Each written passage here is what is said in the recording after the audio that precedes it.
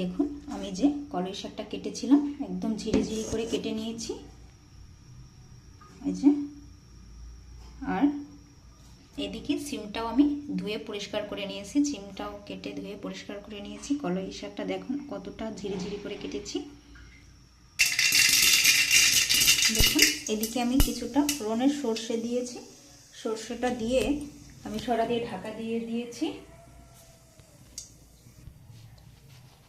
দেখুন আমার সর্ষেটা কিন্তু হয়ে গিয়েছে, ঢাকাটা না দিলে সর্ষেটা চারিদিকে ছিটে যেত, তাই আমি এভাবে দিয়েছি ঢাকা দিয়ে। এবারে আমি এই যে সিমটা দিয়ে দেব।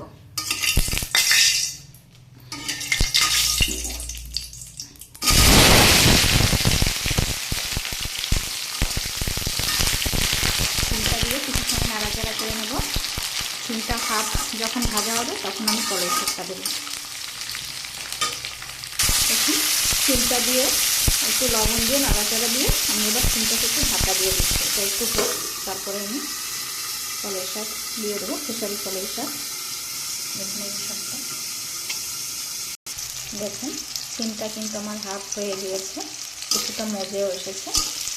এবারে আমি কলই শাকটা দিয়ে দেবো।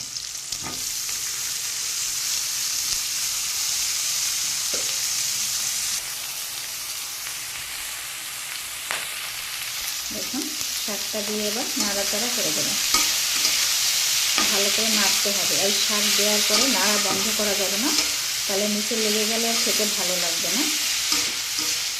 আর যারা যে শুকনো লঙ্কা খেতে পছন্দ করেন, তেলে একটু শুকনো লঙ্কা ফোড়নে দিয়ে দিলে খুব সুন্দর একটা সেন্ট আসে, শাকটা খেতে বেশ ভালো লাগে। তাহলে কিন্তু আমরা শুকনো লঙ্কাটা খেতে পারি না, তাই দিই না।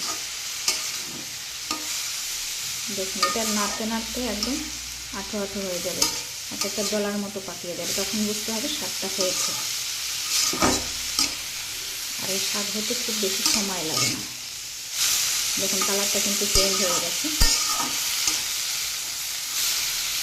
এবারে সামান্য একটু লবণ দিয়ে দেবো, যে সিমে আমি একটু লবণ দিয়েছিলাম, শাকের পরিমাণ অনুযায়ী একটু কম করে দেবো, লবণ বেশি হলেও খেতে ভালো লাগবে না।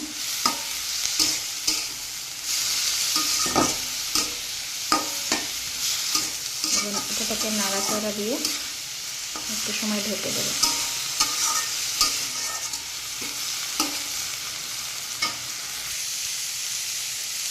দেখুন শাকটা থেকে কিন্তু একটু জল বেরিয়েছিল, যেহেতু আমি শাকটা ধুয়ে নিয়েছিলাম তাই একটু জল ছেড়েছে। আর এখানে আমি দুটো কাঁচা লঙ্কা দিয়ে দিলাম। আর এখন জলটা আমি টেনে গিয়েছে, শাকে এখনো জল নেই, কিন্তু এখন এই শাকটা অনবরত নাড়তে থাকতে হবে, কড়াইতে লাগতে দেওয়া যাবে না, তাহলে আর খেতে ভালো লাগবে না। এরকম নাড়তে নাড়তে একদম ডলা ডলা হয়ে যাবে। বেশিক্ষণ নাড়লে আবার টক হয়ে যায় শাকটা। এভাবে সুন্দর করে নাড়তে থাকতে হবে।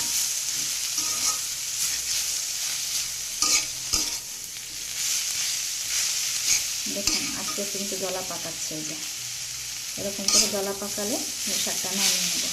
আর সিমটাও কিন্তু আমার সিদ্ধ হয়ে গিয়েছে। এই যে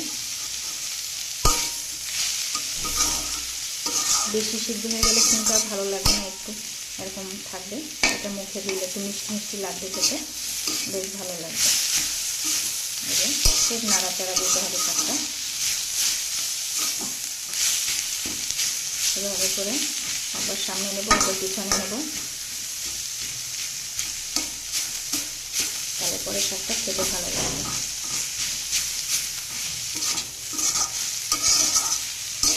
কারা কারা এরকম খেসারি কলই শাক খেতে পছন্দ করেন, যদি কেউ খেতে পছন্দ করে থাকেন দর্শকদের মধ্যে, তাহলে অবশ্যই কমেন্ট করে জানাবেন।